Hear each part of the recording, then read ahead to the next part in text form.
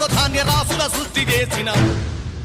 రైతు కూలీలపై కక్ష గట్టిందో ఈ దొరల రాజ్యం కత్తి నురి కంఠాన పెట్టిందో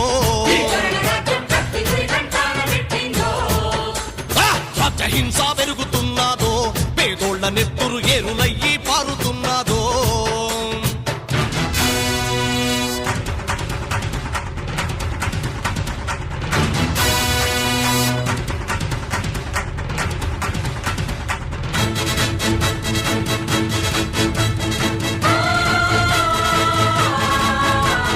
లెక్కలేని పోలీసు మూకల మరతుపాకులనిచ్చి పంపి పచ్చని పల్లెల్లో పేదల బతుకులో చితి మంట రేపుతూ